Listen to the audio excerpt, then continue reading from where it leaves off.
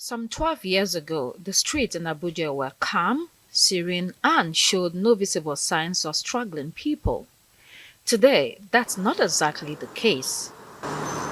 In the heart of the bustling city, street begging and hawking has become a daily reality, a silent cry for help that often goes unnoticed.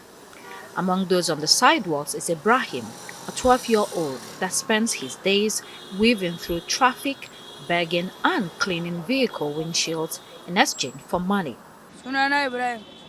My name is Gaskiya Ibrahim. ba zan yi wata biyu ba. I'm in the business of Rana cleaning na ɗaya vehicles' windshields. Allah ya hore min I kuɗi have zan been yi. in this business for about 2 months. Kuɗin I wani get up to sa 4,000 naira per day when fortune smiles on me. wani kuma I tura split the min money I su get. sa I use albashi. one half A and yana send the nake rest to fara my parents for their blessings.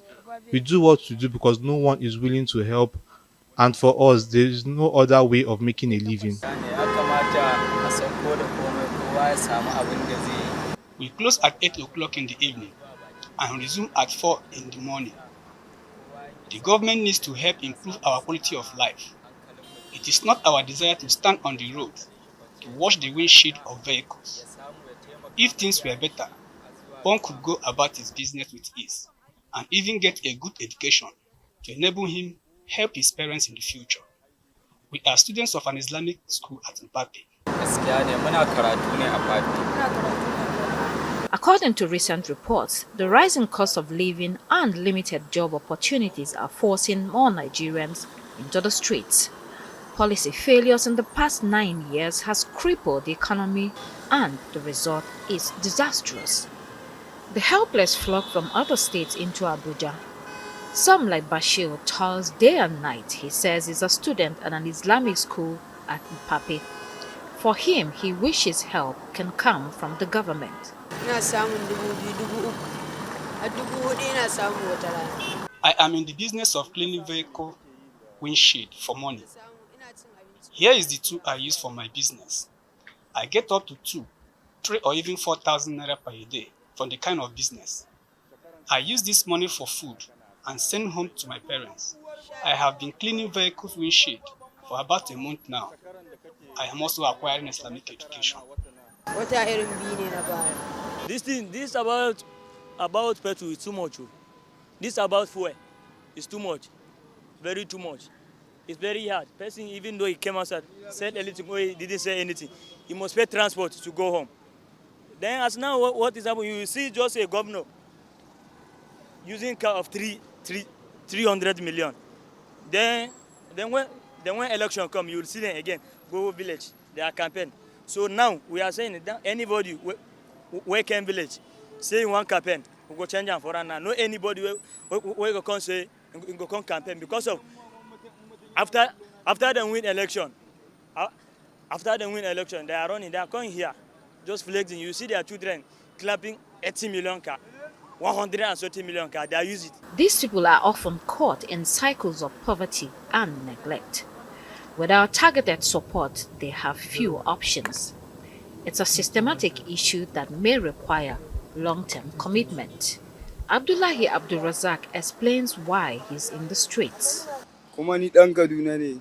I'm from Kaduna State. I sell vehicle wipers and this item for scratching and itchy back. The authorities are not giving us a breathing space. Times are hard, but we are hoping things improve so we can at least survive. Cost of living is very high, but we are hustling.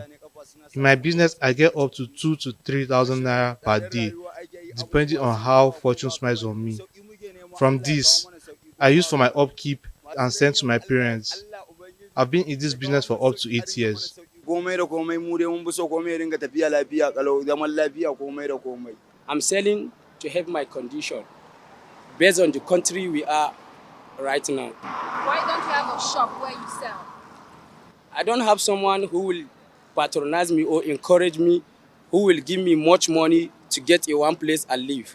That is why I'm selling in the street. How much do you make in a day? It depends on the market. At times, I used to sell like 20, 40,000 a day, 50, 70K. And I used to gain 20K, 15K, 10K each and every day. And any day that I did not sell market, we sleep. We have some friends that has uncompleted building that we used to go and sleep there. And the next day we come out for the market. With many young people roaming the streets, what are the implications for the country? An analyst Mahmoud Jega paints a dire picture. A very terrible thing running through the traffic, hawking things, and sometimes also you get the chance to steal one or two things. They also resort to that. So it is a terrible problem. He also talked about begging and hawking being an old culture in the north and what can be done to stop it. We missed a very good chance of the 8 years of the Buhari presidency to address this problem because it requires a concerted action. Number one, to stop the malams who carry children from remote villages into the big towns for begging when they don't have the facilities to accommodate or to feed them.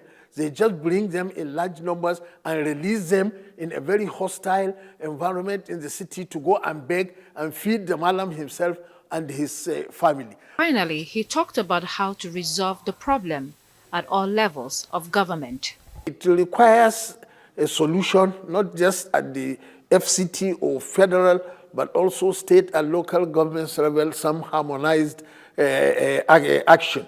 It is not something you can stop overnight, although the FCT regularly rounds up hawkers and beggars and sends them back to their home states. But as long as there is no visa requirement for entering Abuja, you just jump into, and you know, another aspect of it are the motorcyclists. Many states, as political something, you know, they distribute all these keke napep and also motorcycles. And these youngsters who get these motorcycles and keke napeps find that Abuja is a more lucrative environment to ride them.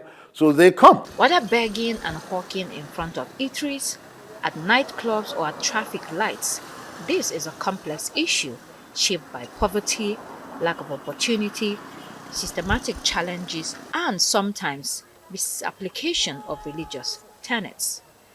Behind each hand extended on the street is a story of resilience, hardship, and the hope for a better tomorrow. Constance Ikoko, Arise News.